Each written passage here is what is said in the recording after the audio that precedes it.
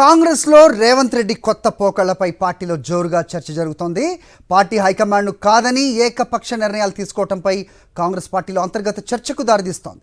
Party high command party ప్రధాన కార్యదర్శి ప్రమేయం లేకుండానే అభ్యర్థులను ప్రకటించడంపై నేతలు గుర్రుమంటున్నారు. నిన్న కొడంగల్ టూర్లో మహబూబ్ నగర్ ఎంపీగా వంశీచందర్ రెడ్డిని ప్రకటించడంపై రాష్ట్ర కాంగ్రెస్లో జోరుగా చర్చ నడుస్తోంది.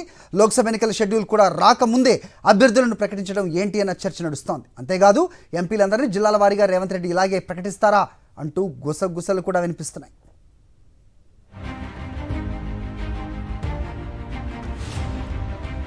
ఈ అంశంపై మరిన్ని అప్డేట్స్ మా కరెస్పాండెంట్ రాకేష్తో మాట్లాడదాం. రాకేష్, ఏం జరుగుతోంది కాంగ్రెస్లో? రేవంత్ రెడ్డి కొత్త పోకడులు అనేది ఒక వర్గం చెప్తుంటే రేవంత్ రెడ్డికి ఫ్రీ హ్యాండ్ ఇచ్చింది అనేది రేవంత్ రెడ్డి వర్గం కూడా చెప్తున్నట్టుగా వినిపిస్తోంది. ఏం జరుగుతోంది?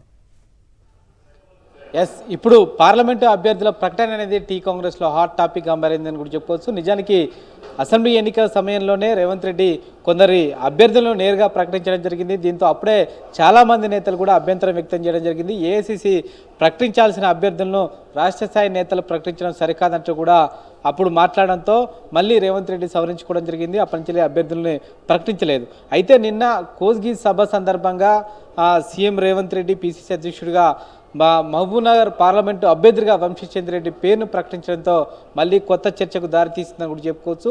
ఏఐసిసి ప్రకటించాల్సిన అభ్యర్థులని టీపీసీసీ చీఫ్గా రేవంత్ రెడ్డి ప్రకటించిన వెంటనే ఒక చర్చ అయితే టీ కాంగ్రెస్ నేతల్లో వ్యక్తమవుతుంది. బయటికి ఎవరు మాట్లాడకపోయినప్పటికీ ఏఐసిసి రోల్ను కూడా రాష్ట్ర స్థాయి నేతలు చూస్తున్నారు. ఏఐసిసి ఏం చేయాలనే ఒక ప్రశ్న కూడా ఉత్పన్నం అవుతున్న పరిస్థితి కనబడుతుందని కూడా చెప్పుకోవచ్చు.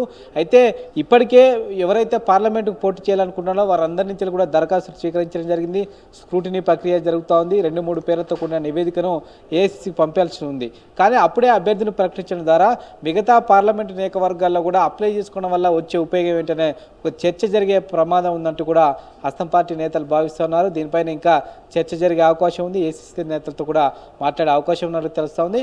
అయితే కేవలం మహబూబ్ నగర్ ఎంపీని తన సొంత జిల్లా కాబట్టి కేవలం ఆ ఒక్క ఎంపీ అభ్యర్థినే ప్రకటించి అందరితో ఆపేస్తారా, లేకుంటే మిగతా పార్లమెంట్ల వారుగా కూడా అభ్యర్థులను ప్రకటిస్తారనే దానిపై కూడా ఒక చర్చ అయితే జరుగుతుంది. దానికి సంబంధించి కూడా మిగతా అభ్యర్థులు ప్రకటిస్తే ఏంటనే దానిపైన కూడా పార్టీ నేతలు కొంత భిన్నాభిప్రాయాలు వ్యక్తం చేస్తున్న పరిస్థితి కనబడుతుంది. ఎందుకంటే రాజ్యసభ అభ్యర్థులకు సంబంధించి చివరి రోజు నామినేషన్ వరకు కూడా ఏఐసిసి నాంచింది, టీపీసీసీ ప్రకటించలేదు. చివరి నిమిషంలో ప్రకటించి నామినేషన్ వేశారు. అలాంటిది షెడ్యూల్ రాకముందే లోక్సభ అభ్యర్థులను ప్రకటించడం కనుక ఆంతర్యం ఏమిటనే ఒక చర్చ అయితే జరుగుతుంది. కానీ రేవంత్ రెడ్డి సన్నిహితులు మాత్రం ఫ్రీ హ్యాండ్ ఇచ్చింది. అభ్యర్థుల ప్రకటన విషయంలో క్లారిటీ ఉంది కాబట్టి ప్రకటిస్తున్నామంటూ కూడా రేవంత్ రెడ్డి సన్నిహితులు చెప్తా ఉన్నారు.